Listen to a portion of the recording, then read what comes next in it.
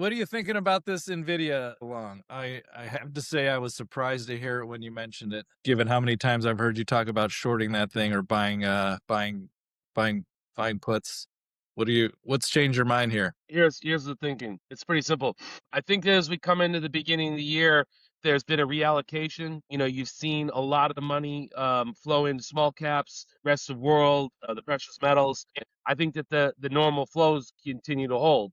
You keep getting more money going to the mega caps, and if you look, Chet, this is the chart of Nvidia relative to the SPY, factored indexed to, I don't know, I think beginning of 2000. So what you've seen is these periods of ripping followed by periods of consolidation. And let's be clear, when I didn't like it, it was that peak on the third rectangle, about 130, 140, and I was like, hey, it's in front of its skis. And it was. There was two different times that it went down 30 some percent from there. But here's the thing. I think there could be a compute surplus on the horizon, maybe a year out. But for now, I think business is booming, and I think that the Mag 7 is traded pretty dog shit, to not try and put lipstick on Point of pig. phrase? Yeah. Basically, these stocks have traded poorly since October, October 9th when we had that deleveraging event.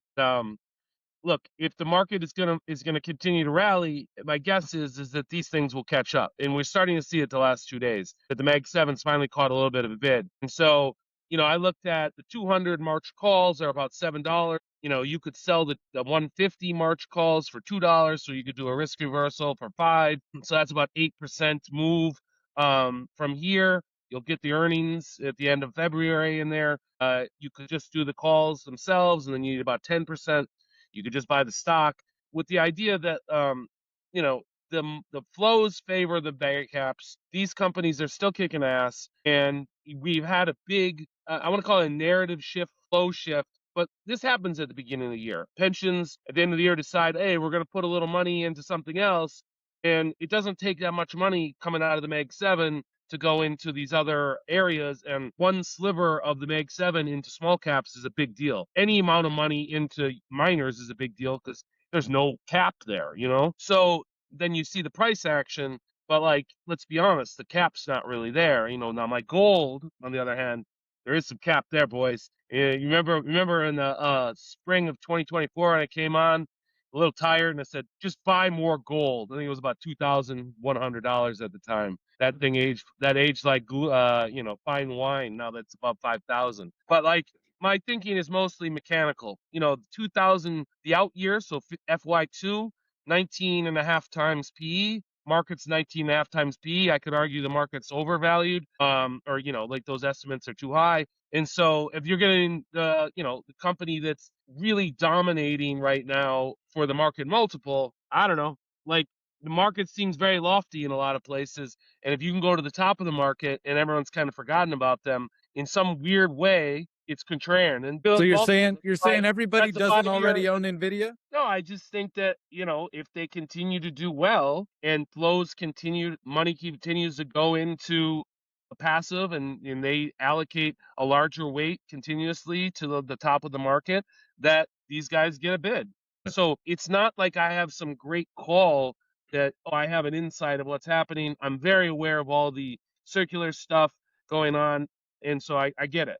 But I'm just trying to say is that instead of like, if this is more of a trade of, if you don't want to fight the market, right? Like, okay, say you want to sit in cash and just get your ass handed to you, or even worse, short the market and get your ass handed to you. You can be like, hey, look, the best companies in the world are lagging, and it doesn't mean this is like a 1 year or 2 year look. It just means that there could be a catch up trade here in the Q1, basically, because they've had that those rectangles that I had showed you there are these periods of consolidation, and the trend is still bullish. That's a bullish chart if you go back to it. So I don't know. Like, it's, again, this isn't like the mega high conviction name. It's just like, I bought this on the idea of, like, nobody's talking about it.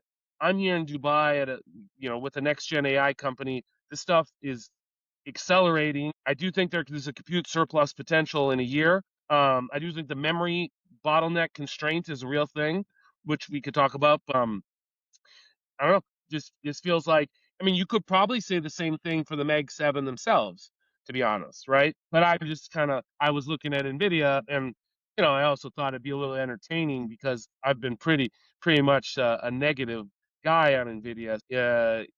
I just like to show that I can take the different side of the coin sometimes. And if we start turning everybody into vibe coders, we're going to need more and more of these things. Maybe what I would say is that as the architecture changes in these models, and which is happening in real time, is that the compute demand will go down because in essence there's no memory. So if you go on ChatGPT or Claude or something, you got to redo all the steps every time you do it.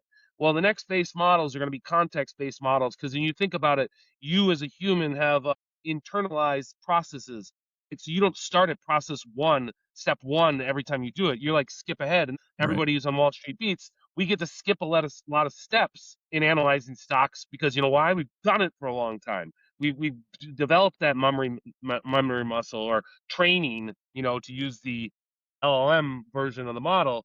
And so as that becomes more rolled out and memory becomes more ingrained in these things, context becomes more ingrained in these things, and better architecture, there could be They a become way more situation where efficient. Yep. correct, and you don't need as much compute, which is why I'm saying in a year you could have a compute surplus. But right now, I just think that this is a trade. Let's just be clear. I'm not like, oh man, own this for the long term, Jeremy Siegel style. I'm just saying that this seems like there could be a catch up trade here, and the market with the one beautiful bill, like it sounds like the Fed's not going to stand in the way. The dollar's going down. That you could just get a little bit of this love, and Keep melting up. it's yeah, and like let's be clear.